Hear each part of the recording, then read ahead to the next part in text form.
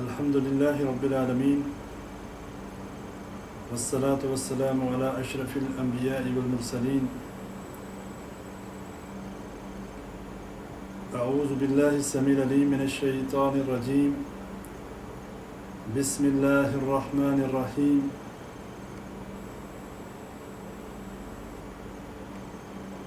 یا ایہا الذین آمنوا اتقوا اللہ حق تقاتہ ولا تموتن الا وانتم مسلمون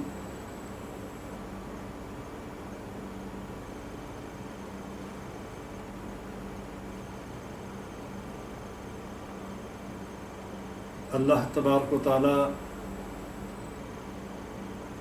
قرآن مجید میں فرماتا ہے، اے ایمان والو، اللہ سے ڈرو جیسا کہ اس سے ڈرنے کا حق ہے، اور تمہیں موت نہ آئے مگر اس حالت میں کہ تم مسلمان ہو۔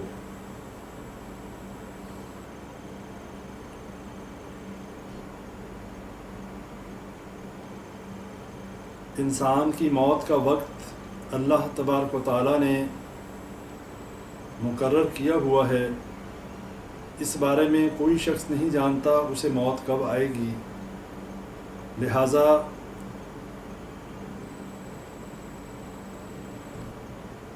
ایک اچھے مسلمان اور ایک مومن کے لیے یہ ضروری ہے کہ وہ دن اور رات کے 24 گھنٹوں میں اللہ کا فرمانبردار بن کر رہے اور اللہ تعالیٰ کے حکموں کے مطابق زندگی بسر کرتا رہے۔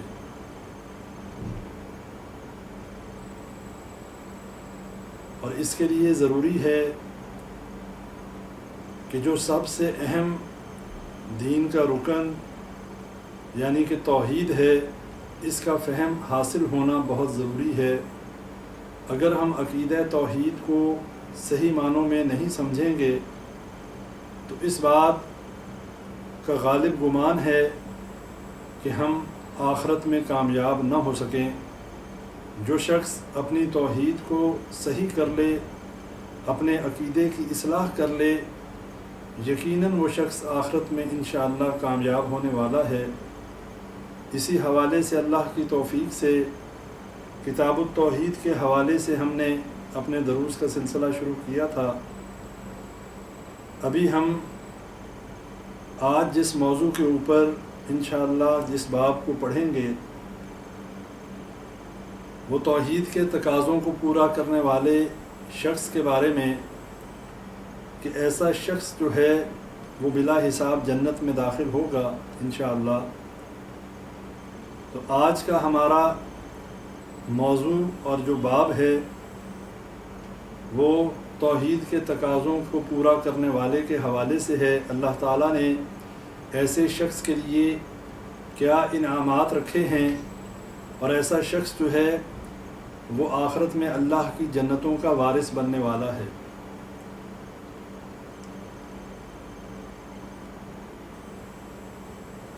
اور یہی وجہ ہے اللہ تبارک و تعالیٰ نے اپنے ان تمام بندوں کا ذکر، اپنے ان انبیاء کا ذکر قرآن میں فرمایا کہ جو اللہ کی توحید کے مشن کو لے کر آئے۔ ان میں حضرت ابراہیم علیہ السلام کے بارے میں اللہ نے واضح قرآن میں فرمایا، انہیں اپنا خلیل بھی قرار دیا، اور یہ بھی فرما دیا ان ابراہیم کان امۃ قانتا للہ حنیفا ولم یک من المشرکین، کہ ابراہیم علیہ السلام نہ صرف لوگوں کے پیشوا اور امام تھے بلکہ اللہ کے تابع اور فرما بردار بھی تھے، اور یکسو تھے، یعنی کہ ایک اللہ کی طرف یکسوئی سے عبادت کرنے والے، اللہ کی توحید کو سینے سے لگانے والے تھے۔ وَلَمْ يَكُ مِنَ الْمُشْرِكِينَ، اور وہ مشرکوں میں سے نہیں تھے۔ یہ خوبی اللہ تبارک و تعالیٰ اپنے خلیل کی بیان کرتا ہے۔ اللہ یہ بتاتا ہے کہ ابراہیم علیہ السلام ان کے اندر کیا خوبیاں تھیں کہ وہ اللہ کی توحید کو سینے سے لگانے والے تھے، اور اللہ کی توحید کو سینے سے لگانے کے بعد وہ تمام باطل الہوں کا انکار کرنے والے تھے، جس کا ذکر بھی اللہ نے قرآن میں فرما دیا، قال یا قوم انی بریء مما تشرکون، اے میری قوم میں ان سب سے بیزار ہوں جنہیں تم خدا کا شریک ٹھہراتے ہو، یعنی میں ان سے اعلان برات کرتا ہوں، انی وجہت وجہی للذی فطر السماوات والارض، اور یہ بھی اعلان کروا دیا کہ میں اپنا رخ اس ہستی کی طرف کرتا ہوں، میں نے اپنا رخ اس ہستی کی طرف کر لیا جس نے زمین اور آسمان کو پیدا کیا، اور میں ہرگز شرک کرنے والوں میں سے نہیں ہوں۔ انی وجہت وجہی للذی فطر السماوات والارض حنیفا وما انا من المشرکین، کہ میں اپنے رخ کو، اپنے چہرے کو ایسے رب العالمین کی طرف، ایسے وحدہ لا شریک کی طرف یکسو کرتا ہوں، اور وہ اس کی تعریف کیا ہے، اس کا تعارف کیا ہے، وہ زمین اور آسمانوں کا پیدا کرنے والا ہے، وما انا من المشرکین، اور میں مشرکوں میں سے ہرگز نہیں ہوں۔ اور یہ بات اللہ تعالیٰ نے قرآن میں ہم لوگوں کے لیے واضح فرما دی کہ جو اپنے دین اور عبادت کو اللہ تبارک و تعالیٰ کے لیے خالص کر لے، اللہ تعالیٰ ایسے بندوں کو حنیف فرماتا ہے، ان کے بارے میں کہتا ہے کہ وہ حنیف ہیں، وہ یکسو ہیں، وہ اللہ کے ساتھ دوسروں کو شریک نہیں کرتے، اور چاہے وہ شخص ایک ہی ہو،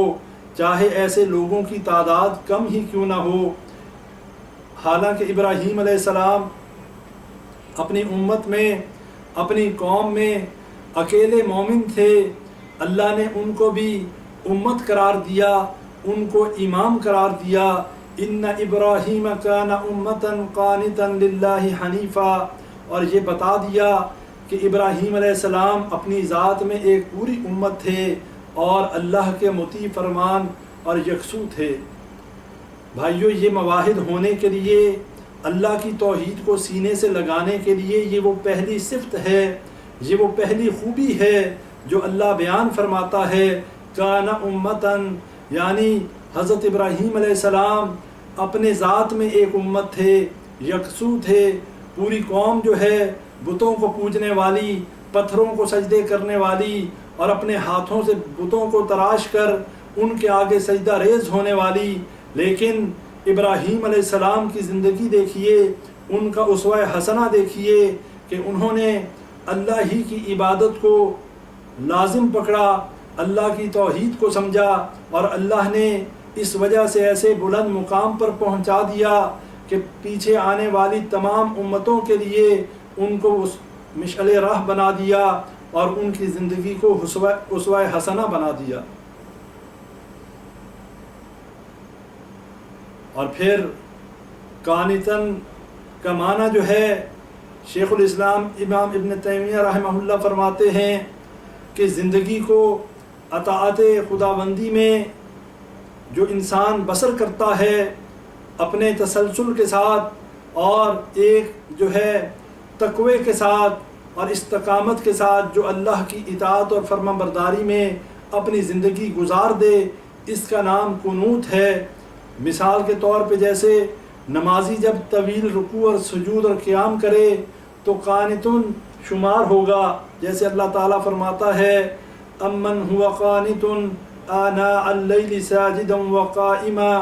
یحذر الآخرہ ویرجو رحمت ربہ، کہ اس شخص کی روش بہتر ہے جو مطیع فرمان ہے، رات کی گھڑیوں میں کھڑا رہتا ہے اور سجدے کرتا ہے، آخرت سے ڈرتا اور اپنے رب کی رحمت سے امید لگاتا ہے۔ امن ہوا قانت آناء اللیل ساجدا وقائما یحذر الآخرہ ویرجو رحمت ربہ، یہ وہ شخص ہے جس کے بارے میں اللہ قرآن میں فرماتا ہے کہ اس کا طریقہ بہتر ہے،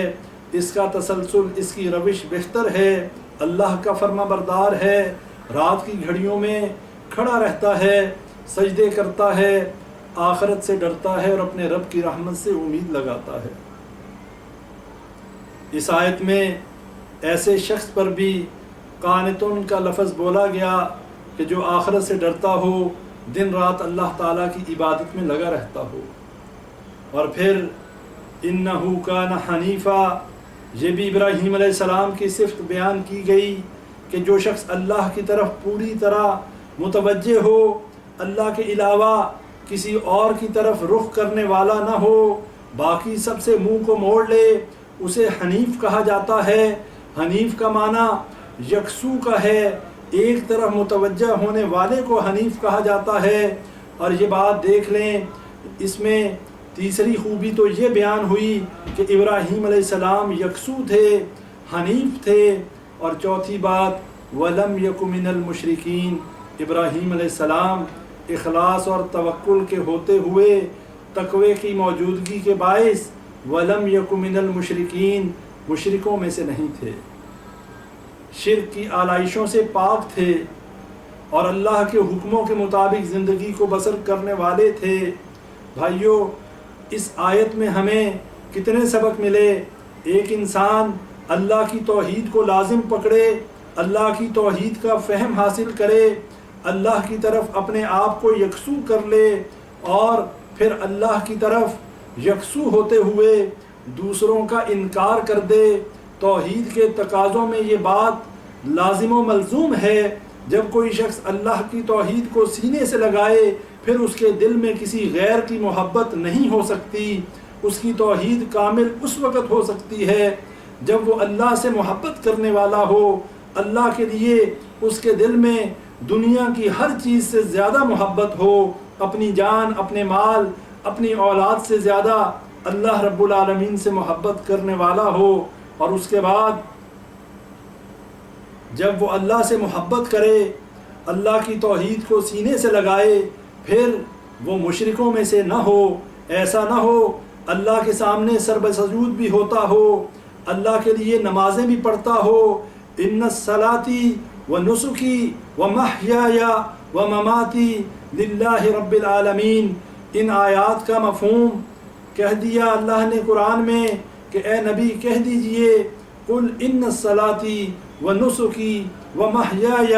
ومماتی للہ رب العالمین، کہ میری نماز، میری قربانی، میرا جینا اور میرا مرنا ایک اللہ رب العالمین کے لیے ہے۔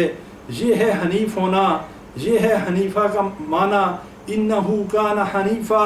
یہ اس کا مفہوم ہے کہ جو شخص اللہ ہی کے لیے نماز پڑھنے والا ہو، اللہ ہی کے لیے قربانی کرنے والا ہو، اور اللہ کے علاوہ کسی اور کی نظر و نیاز نہ دینے والا ہو، اور اس کا جینا اور مرنا ایک اللہ رب العالمین کے لیے ہو۔ اور پھر اس کی صفت یہ بھی ہے وَلَمْ يَكُ مِنَ الْمُشْرِكِينَ، وہ مشرکوں میں سے نہ ہو۔ پھر وَالَّذِينَ هُمْ بِرَبِّهِمْ لَا يُشْرِكُونَ، وہ اللہ کے ساتھ شرک کرنے والا بھی نہ ہو۔ سورہ مومنون میں یہ بات اللہ نے فرما دی، وَالَّذِينَ هُمْ بِرَبِّهِمْ لَا يُشْرِكُونَ، یہ مومنوں کی نشانی بیان کر دی کہ مومن وہ ہیں جو اللہ کے ساتھ دوسروں کو شریک نہیں کرتے۔ یہ ہے توحید خالص۔ اور جس شخص کے اندر یہ بات پیدا ہو جائے، یہ صفات پیدا ہو جائیں، ان خوبیوں کا وہ مالک بن جائے، پھر اہدنا الصراط المستقیم، جب وہ اللہ سے ہدایت مانگتا ہے، جب اللہ سے یہ دعا کرتا ہے، جب نماز میں اللہ سے یہ دعائیں کرتا ہے کہ اے اللہ مجھے سیدھا راستہ دکھا، اللہ ایسے شخص کو ہدایت دیتا ہے، صراط مستقیم پر گامزن کرتا ہے۔ اور جب وہ یہ کہتا ہے ایاک نعبد و ایاک نستعین، کہ اے اللہ میں تیری ہی عبادت کرتا ہوں اور تجھ ہی سے مدد مانگتا ہوں، میں تیرے علاوہ کسی دربار پہ، کسی مزار پہ، کسی قبر کے سامنے، کسی شجر اور کسی حجر کے سامنے میں سجدہ ریز نہیں ہوتا، میں عبادت صرف تیری کرتا ہوں، میں سجدہ صرف تجھے کرتا ہوں، تیرے علاوہ نہ میں کسی بزرگ کو سجدہ کرتا ہوں، نہ کسی ولی کے استحان پہ جاتا ہوں، نہ کسی میلے کی جگہ پر جاتا ہوں، نہ کسی شرک کے اڈے پہ جاتا ہوں، بلکہ نہ تو میں عرس منانے والا ہوں، نہ میں بدعات مکفرہ کا شکار ہوں، اور نہ ہی میں بدعات مفسقہ میں شامل ہوں۔ یہ نشانی ہے اس شخص کی جو اللہ کی توحید کو لازم پکڑنے والا ہو، جس کے نزدیک اللہ اور اس کے رسول سب سے زیادہ محبوب ہوں۔ صحیح بخاری کی اس روایت کے مصداق کہ جو انسان ایمان کی مٹھاس پانا چاہتا ہے اسے چاہیے کہ سب سے زیادہ محبت اللہ اور اس کے رسول صلی اللہ علیہ وسلم سے کرے، اور اس کی محبت جب اللہ اور اس کے رسول سے سب سے زیادہ ہو جائے پھر اس کے بعد وہ کسی سے محبت کرے، اللہ کی رضا کے لیے کرے۔ اور یہ جب اس کے اندر صفت پیدا ہو جائے، تیسری صفت اس کے اندر یہ ہونی چاہیے کہ وہ جب اللہ نے اس کو صراط مستقیم پر گامزن کر دیا، جب اللہ نے اسے کفر سے نکال کر ہدایت کے راستے پر چلا دیا، اس کے بعد دوبارہ کفر میں جانا اتنا ہی برا خیال کرے، اتنا ہی ناپسندیدہ ہو اس کو جتنا ایک انسان کو آگ میں گرایا جانا ناپسندیدہ ہو۔ جیسا کوئی شخص آگ میں گرائے جانے کو ناپسند کرتا ہو، ایسے ہی وہ شخص جو ہے دوبارہ توحید کے راستے کو چھوڑ کر، اسلام کے راستے کو چھوڑ کر کفر اور شرک میں جانے کو اتنا ہی برا جانے۔ جس کے اندر یہ صفات پیدا ہو گئیں اس نے ایمان کی مٹھاس پا لی۔ تو بھائیو یہ بات واضح ہو گئی، یہ بات واضح ہو گئی کہ جو شخص اللہ ہی کے لیے خالصتاً اپنی عبادات کو بجا لانے والا ہو، جو اللہ کی توحید کو لازم پکڑنے والا ہو، ایسا نہیں ہو سکتا کہ اللہ کی توحید بھی اس کے سینے میں ہو اور اس کے ساتھ ساتھ وہ شرک کرنے والا بھی ہو۔ ایک دل کے اندر اللہ کی توحید رہ سکتی ہے یا شرک و کفر رہ سکتا ہے، یہ نہیں ہو سکتا ایک شخص اللہ کی توحید کو بھی سینے سے لگائے ہوئے ہو اور پھر وہ قبروں کا مجاور بن کر بھی بیٹھا ہو، پھر وہ قبروں کو پوجتا بھی ہو، پھر لوگوں کو قبر پرستی پر لگاتا ہو، پھر لوگوں کو غیر اللہ کے نام پر نظر و نیاز دینے کے لیے اکساتا ہو، پھر اپنے آپ کو سجدے کرواتا ہو۔ اتخذوا احبارہم ورہبانہم اربابا من دون اللہ، اس کا مصداق نہ ہو، اپنے مولویوں اور درویشوں کو رب نہ بنایا ہوا ہو، وہ شخص کبھی بھی اندھی تقلید کرنے والا نہیں ہوگا۔ جب کوئی اسے اللہ کے علاوہ شرک کی طرف لگانے کی کوشش کرے گا، کسی غیر اللہ کو سجدہ کرنے کی جو ہے تلقین کرے گا، ترغیب دے گا، وہ یہ کہہ دے گا کہ یہ شرک ہے، میں یہ کام نہیں کر سکتا۔ اگر اس نے اس کا انکار کر دیا، اگر اس نے اس بات سے کفر کر دیا تو یقیناً اس کے دل کے اندر ایمان ہے اور وہ اس آیت کا مفہوم جانتا ہے، فَعْلَمْ أَنَّهُ لَا إِلَهَ إِلَّا اللَّهُ، یعنی کہ اس نے یہ جان لیا کہ ایک اللہ کے علاوہ اس کا کوئی الہ نہیں جس کی اسے عبادت کرنی چاہیے۔ اور ابراہیم علیہ السلام نے اپنی قوم کو واضح کر دیا، یہ ان کو بتا دیا، اذ قالوا لقومہم انا براء منکم ومما تعبدون من دون اللہ، جب انہوں نے اپنی قوم سے صاف کہہ دیا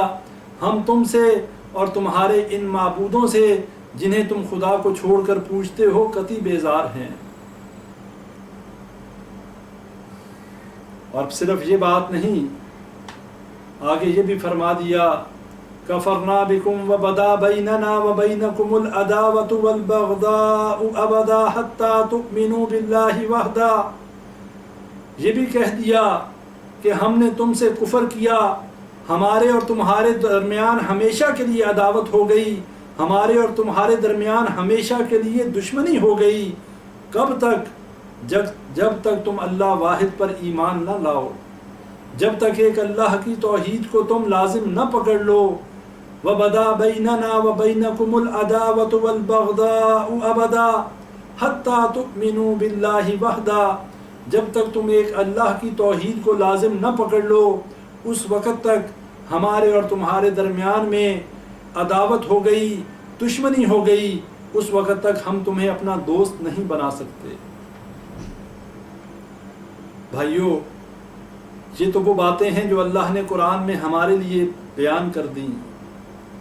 اب ہم ذرا اپنے حالات حاضرہ کا بھی جائزہ لے لیں، اس لیے کہ بات اس وقت تک مکمل نہیں ہوتی جب تک اس مسئلے کو حالات حاضرہ کے مطابق اس کی تطبیق نہ کی جائے، اس مسئلے کو اپنے روزمرہ کے معاملات پر جو ہے فٹ نہ کیا جائے۔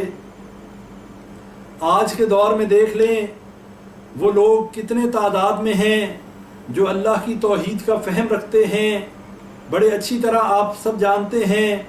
آج اللہ کی توحید کو سمجھنے اور جاننے والوں کی تعداد کتنی ہے۔ پھر جب ایک اللہ کی طرف بلایا جاتا ہے، جب یہ کہا جاتا ہے ان الشرک لظلم عظیم کہ یہ شرک جو ہے بہت بڑا ظلم ہے، یہ شرک میں جو ہے مت کرو، اللہ کے ساتھ دوسروں کو شریک نہ کرو، پھر کیا کہتے ہیں؟ پھر عداوت اور بغض پہ اتر آتے ہیں، پھر لعن طعن شروع ہو جاتی ہے، پھر کسی کو وہابی کہا جاتا ہے، کسی کو نجدی کہا جاتا ہے، کبھی کوئی نام رکھا جاتا ہے، اور یہ لوگ اپنے شرک میں اتنے ڈٹے ہوئے ہیں ضد اور بغض اور انا کی وجہ سے کہ یہ اللہ کی خالص توحید کو چھوڑ کر کفر اور شرک میں رہنا زیادہ پسند کرتے ہیں۔ جب ان کے سامنے ایک اللہ کی توحید پھیلائی جاتی ہے، ان کے دلوں میں تنگی محسوس ہوتی ہے، ان کے دلوں میں درد اٹھتا ہے اور یہ جلنے اور کڑنا شروع ہو جاتے ہیں، اللہ کی توحید ان سے ہضم نہیں ہوتی۔ یہی حال مشرکین مکہ کا تھا۔ جب ابراہیم علیہ السلام نے اپنے باپ سے کہا اذ قال لأبیہ یا ابت لما تعبد ما لا يسمع ولا يبصر ولا يغني عنك شیئا، کہ اے ابا جان آپ کیوں ان چیزوں کی عبادت کرتے ہیں، ما لا يسمع جو نہ سنتی ہیں، ولا يبصر جو نہ دیکھتی ہیں، ولا يغني عنك شیئا اور جو نہ آپ کی کوئی مدد کرتی ہیں، نہ آپ کے لیے کوئی مشکل کشائی اور حاجت روائی کرتی ہیں۔ آپ ان کی عبادت کیوں کرتے ہیں؟ آپ ان کو مشکل کشا اور حاجت روا کیوں سمجھتے ہیں؟ لیکن جب عقل پر پردے پڑ جائیں، جب آنکھیں ہوں لیکن انسان دیکھ نہ سکے، جب کان ہوں اور انسان سننا بند کر دے، جب دل ہو انسان غور و فکر کرنا چھوڑ دے، پھر اس کا یہی حال ہوتا ہے۔ پھر اس کے سامنے چاہے قرآن کی آیت آ جائے، اس کے سامنے نبی صلی اللہ علیہ وسلم کا فرمان آ جائے، اس کی تعویل کریں گے، قرآن کی آیات کا انکار کریں گے، اگر انکار نہیں کریں گے تو تحریف معنوی کریں گے، اس کے ترجمے کو بدلنے کی کوشش کریں گے اور اپنی مرضی کا ترجمہ پیش کریں گے۔ اور یہی وجہ ہے آج ہمارے ارد گرد شرک کی بھرمار ہے، توحید کا فہم سمجھنے والے بہت کم لوگ ہیں، اور یہ بھی ایک نشانی ہے۔ اکثریت گمراہوں کی ہوتی ہے، اکثریت جو ہے وہ اللہ کے ساتھ شرک کرنے والوں کی ہوتی ہے۔ وَمَا يُؤْمِنُ أَكْثَرُهُمْ بِاللَّهِ إِلَّا وَهُمْ مُشْرِكُونَ، اللہ قرآن میں سورہ یوسف میں فرماتا ہے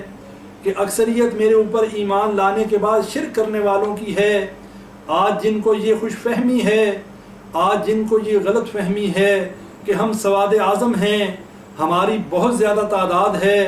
ہم تعداد میں بہت زیادہ ہیں، ہم میجورٹی میں ہیں، یہ میجورٹی جو ہے کبھی بھی اس بات کی دلیل نہیں ہوتی کہ جو اکثریت میں ہیں لازمی وہ صحیح ہوں۔ ہمیشہ حق کے اوپر تھوڑے ہوتے ہیں، اقلیت ہمیشہ حق پر ہوتی ہے۔ ضروری نہیں کہ جو اکثریت میں ہوں وہ حق پر ہوں، اس لیے کہ اللہ قرآن میں فرماتا ہے بل اکثرہم لا یعلمون، اکثریت جو ہے جاننے والی نہیں ہے،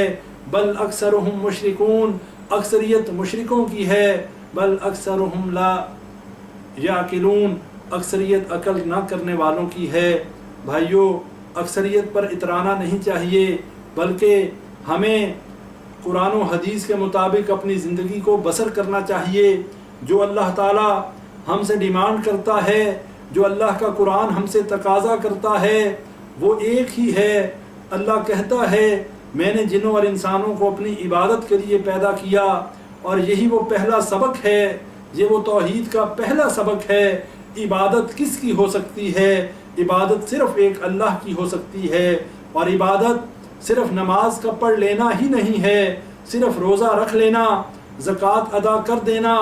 حج کی ادائیگی جو ہے صرف یہ عبادت نہیں ہے، بلکہ عبادت بڑا وسیع معنی ہے جس میں انسان کی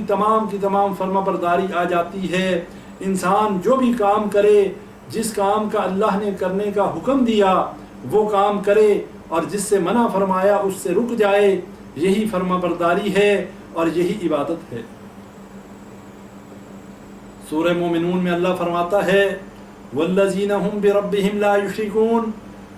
کہ یہ مومنوں کی نشانی ہے اللہ کے سوا کسی کی عبادت نہیں کرتے، اس کی توحید کا اقرار کرتے ہیں، اور توحید کا اقرار ویسے نہیں جیسے آج برے صغیر پاک و ہند کا مسلمان کرتا ہے، چونکہ مسلمان کے گھر میں پیدا ہوا، چونکہ مسلمانوں کے گھروں میں بائی چانس پیدا ہو گیا، بائی چوائس مسلمان نہیں ہوا بلکہ بائی چانس مسلمانوں کے گھروں میں پیدا ہو گیا۔ باپ مسلمان تھا، بیٹا بھی مسلمان بن گیا، کان میں اذان دے دی گئی، نام مسلمانوں والا رکھ دیا گیا، اپنا اس میں کوئی کردار نہیں، یہ اللہ کا فضل و کرم ہے کہ مسلمانوں کے گھروں میں پیدا ہو گیا۔ لیکن بات یہاں ختم نہیں ہو جاتی۔ مسلمانوں کے گھروں میں پیدا ہونے کے بعد اللہ نے خوراک کا بندوبست کر دیا، اللہ نے ماں کی چھاتی سے ایسا خالص رزق عطا کر دیا، اب مانگ نہیں سکتا، کما نہیں سکتا، اللہ رزق عطا کر رہا ہے۔ اور پھر بچپن سے لے کر بڑے ہونے تک، جوان ہونے تک، جب یہ ناتواں تھا، کمزور تھا، اچھے برے کی تمیز نہیں رکھتا تھا، ماں باپ کا محتاج تھا، وہ رب اس کو رزق دیتا رہا۔ اب جب جوان ہو گیا، جب شریعت کی پابندیاں اس کے اوپر عائد ہو گئیں،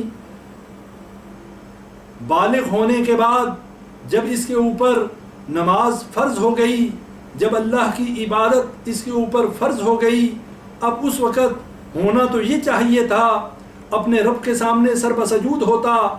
اللہ کی نعمتوں کا شکر ادا کرتا، اپنے ماں باپ کے حق میں دعائیں کرتا، اللہ کی توحید کو لازم پکڑتا۔ اور جیسے اللہ نے فرما دیا کہ اللہ نے جنوں اور انسانوں کو اب اللہ نے اپنی عبادت کے لیے پیدا کیا،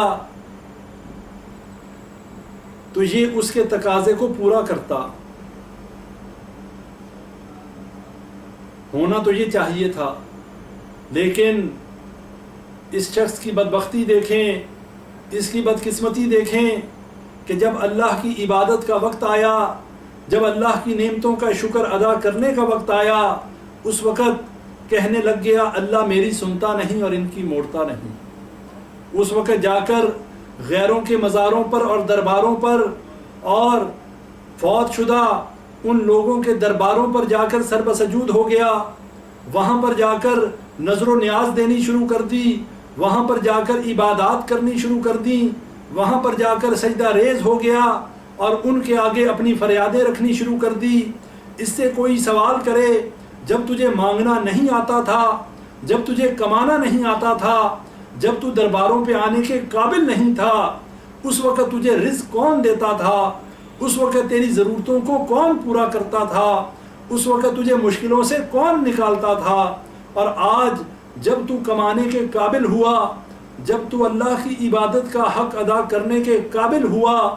تیرے اوپر دین اور شریعت کی پابندیاں عائد ہو گئیں، اس وقت تو اس رب کو چھوڑ کر ان غیروں کے درباروں پر اور مزاروں پر آ کر ان کا شکریہ ادا کرتا ہے، ان کے آگے اپنی فریادیں رکھتا ہے، ان کو مشکل کشا اور حاجت روا مانتا ہے۔ اتنی منافقت کیوں ہے؟ اتنی ناشکری کیوں؟ اتنی بدبختی اور بدقسمتی کیوں؟ اور بھائیو، اس سے بڑی بدبختی اور کیا ہوگی؟ جس مزار والے سے مانگنے جاتا ہے، جس قبر والے کے آگے سر بسجود ہوتا ہے، اس کی عمر بھی تو یہی کوئی 60 70 یا 80 سال ہوگی۔ وہ تو 60 70 80 سال میں حاجت روا اور مشکل کشا ہو گیا، تو اس 60 70 سال سے پہلے جو ہزاروں سال سے یہ دنیا آباد ہے، لوگ آتے ہیں، پیدا ہوتے ہیں اور مرتے ہیں،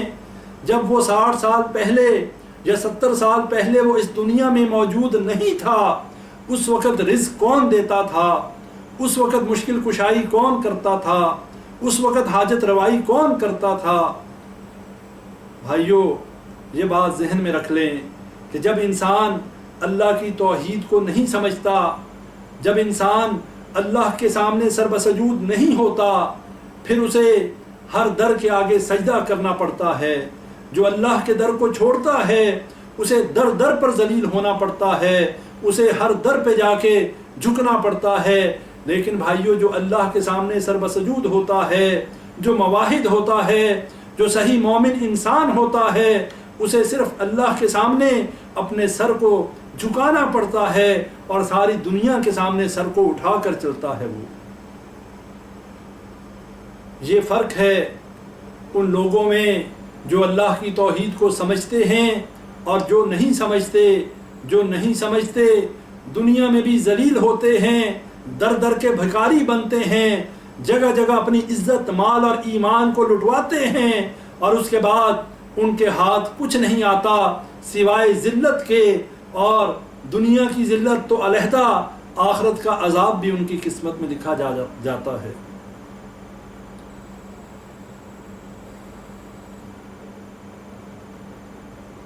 اسی طرح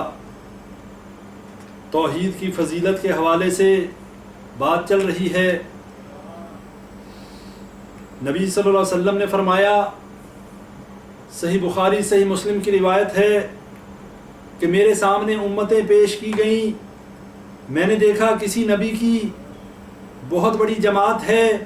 اور کسی کے ساتھ ایک اور دو آدمی ہیں۔ ان میں نے ایک نبی ایسا بھی دیکھا جس کے ساتھ ایک بھی امتی نہ تھا۔ اس دوران میرے سامنے ایک بہت بڑی جماعت جو ہے وہ لائی گئی، میں سمجھا یہ میری امت ہے، لیکن مجھے بتایا گیا کہ یہ موسیٰ علیہ السلام کی امت ہے۔ پھر میں نے ایک اور بہت بڑی جماعت دیکھی،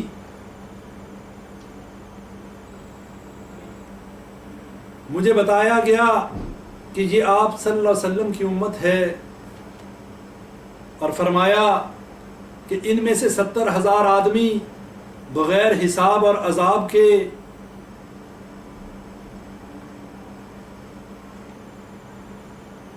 جنت میں جائیں گے۔ یعنی کہ پہلے جو امت پیش کی گئی وہ حضرت موسیٰ علیہ السلام کی امت تھی، لیکن نبی صلی اللہ علیہ وسلم کو یہ گمان ہوا کہ یہ میری امت ہے۔ اس سے یہ بات ہمیں پتہ چلتی ہے کہ موسیٰ علیہ السلام کی امت بھی کثیر تعداد میں ہوگی، لیکن امت محمدیہ صلی اللہ علیہ وسلم سے کم ہوگی۔ تو نبی صلی اللہ علیہ وسلم کو یہ بتایا گیا کہ ان کی امت میں سے 70,000 آدمی بغیر حساب اور عذاب کے جنت میں جائیں گے۔ اور یہ بتانے کے بعد نبی صلی اللہ علیہ وسلم گھر تشریف لے گئے۔ صحابہ کرام رضوان اللہ علیہم اجمعین ان خوش نصیب 70,000 افراد کے بارے میں قیاس آرائیاں کرنے لگے۔ اس پر کسی نے کہا کہ یہ وہ لوگ ہوں گے جنہوں نے اللہ کی توحید کو لازم پکڑا، جنہوں نے اللہ کے ساتھ شرک نہ کیا۔ کچھ نے کہا کہ یہ لوگ وہ ہوں گے کہ جو اصحاب رسول صلی اللہ علیہ وسلم ہیں، صحابہ کرام ہیں۔ اتنی دیر میں نبی صلی اللہ علیہ وسلم گھر سے باہر تشریف لے آئے، اور نبی صلی اللہ علیہ وسلم نے صحابہ کرام کو یہ بتایا کہ یہ وہ لوگ ہیں جو دم نہیں کراتے، نہ علاج کی غرض سے اپنے جسم کو داغتے ہیں اور نہ فال نکالتے ہیں، بلکہ وہ صرف اپنے پروردگار پر توکل کرتے ہیں۔ یہ بات سننے کے بعد حضرت عکاشہ رضی اللہ تعالیٰ عنہ جو ہیں صحابی رسول کھڑے ہوئے، نبی صلی اللہ علیہ وسلم سے عرض کی کہ اللہ کے رسول صلی اللہ علیہ وسلم دعا فرمائیں کہ اللہ مجھے ان لوگوں میں سے بنائے۔ نبی صلی اللہ علیہ وسلم نے فرمایا کہ تو انہی میں سے ہے۔ پھر اس کے بعد ایک شخص اور کھڑا ہوا، اس نے بھی یہی درخواست کی کہ اللہ کے رسول صلی اللہ علیہ وسلم میرے لیے بھی دعا فرمائیں کہ اللہ تعالیٰ مجھے ان میں سے بنائے۔ آپ صلی اللہ علیہ وسلم نے فرمایا اس دعا میں عکاشہ تم سے سبقت لے گیا۔ بھائیو، یہ صحیح بخاری صحیح مسلم کی حدیث جو ہے یہ ہمیں یہ سبق دیتی ہے۔ پہلی بات، امت محمدیہ صلی اللہ علیہ وسلم سب سے بڑی امت ہوگی۔ پھر نبی صلی اللہ علیہ وسلم نے فرمایا میری امت میں سے 70,000 لوگ ایسے ہوں گے جو بغیر حساب اور بغیر عذاب کے جنت میں داخل ہوں گے۔ ان کی نشانی یہ ہے کہ وہ لوگ ہوں گے کہ جو اللہ پر خالصتاً توکل کرتے ہیں، علاج کی غرض سے اپنے جسم داغتے نہیں، اور پھر اس کے ساتھ ساتھ دم نہیں کرواتے۔ اس سے یہ بات سمجھ لینی چاہیے کہ دم کروانا شریعت سے ثابت ہے، جائز ہے، لیکن وہ اللہ پر اتنا توکل کرتے ہیں کہ وہ دم نہیں کرواتے، خالصتاً اللہ پر توکل کرتے ہیں۔ ایسے لوگوں کے بارے میں فرمایا کہ ایسے لوگ جنت میں بغیر حساب کے اور بغیر عذاب کے داخل ہوں گے۔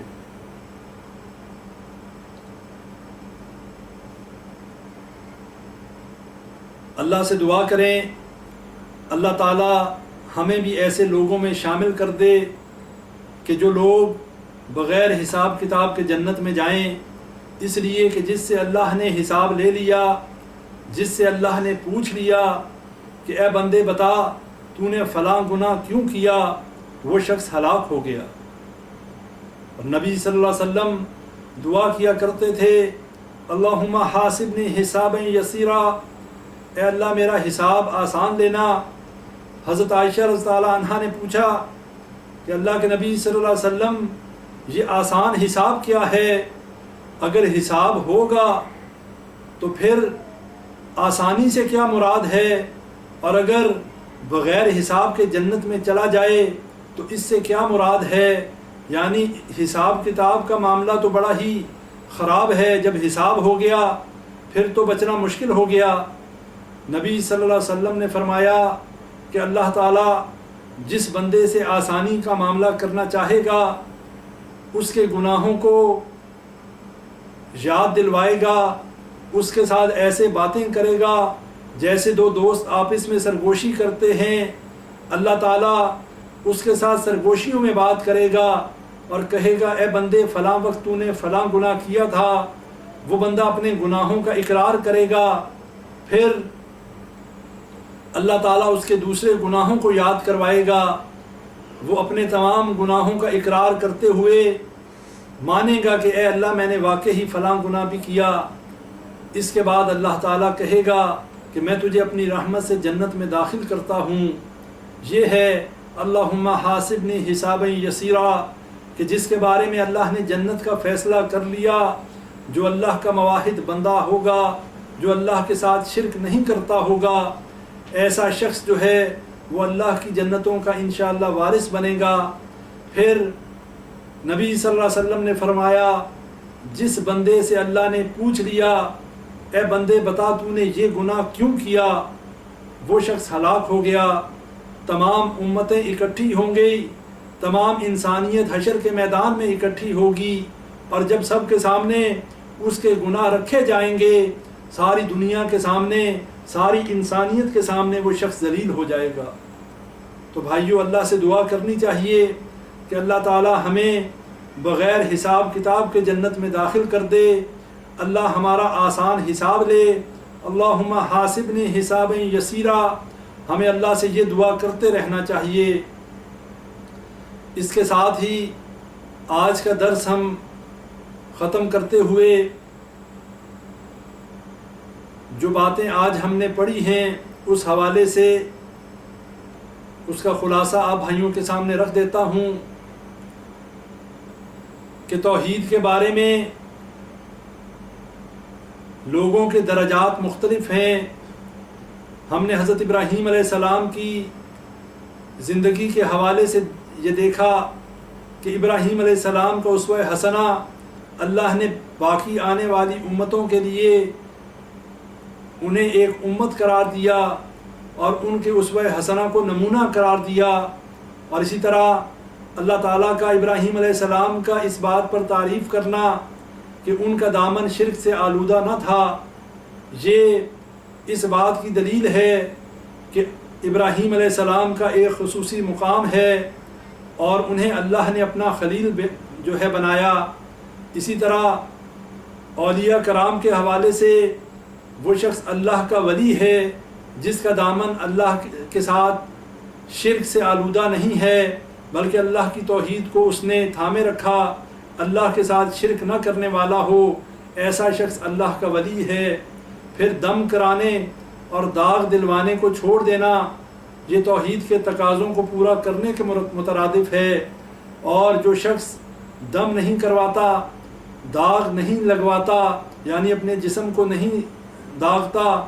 علاج کے مقصد سے، تو یہ شخص جو ہے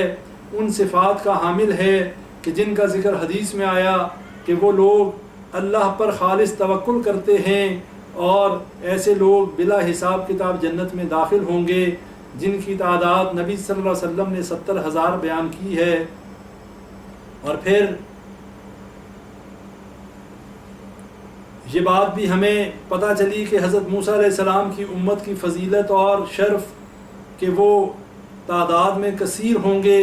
کثرت تعداد میں ہوں گے، لیکن امت محمدیہ صلی اللہ علیہ وسلم سب سے زیادہ تعداد میں ہوگی. پھر انبیاء کی دعوت کو عام طور پر ہم نے یہ بات بھی سامنے رکھی کہ اکثریت جو ہے وہ گمراہوں کی ہوتی ہے،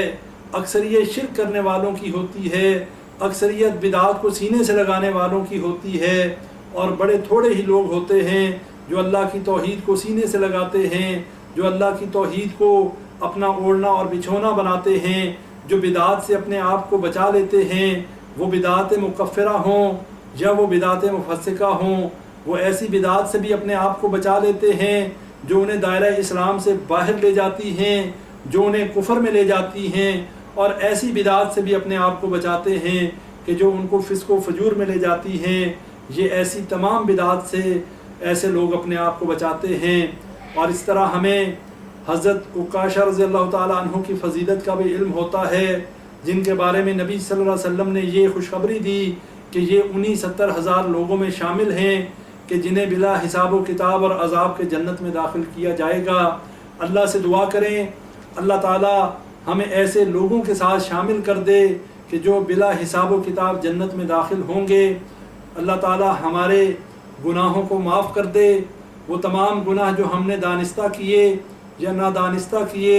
اللہ تعالیٰ جب تک ہمیں زندہ رکھے اسلام کے اوپر زندہ رکھے، جب ہمیں موت آئے تو مرتے وقت ہمیں کلمہ نصیب فرمائے. اور اللہ تعالیٰ سے یہ بھی دعا کریں اللہ تعالیٰ ہمیں توفیق دے کہ ہم اللہ کی توحید کو ساری دنیا میں پھیلا سکیں اور شرک کا رد کر سکیں، اسی طرح نبی صلی اللہ علیہ وسلم کی سنت کو عام کر سکیں اور بدعات کا رد کر سکیں. اللہ سے دعا ہے اللہ تعالیٰ ہمیں حق بات کہنے اور اس پر عمل کرنے کی توفیق عطا فرمائے. کہنے والا سب سے زیادہ محتاج ہے، سننے والے بھی محتاج ہیں. اللہ تعالیٰ ہمیں عمل کی توفیق عطا فرمائے. ربنا تقبل منا انك انت السميع العليم وتب علينا انك انت التواب الرحيم. سبحان ربك رب العزة عما يصفون وسلام على المرسلين والحمد لله رب العالمين.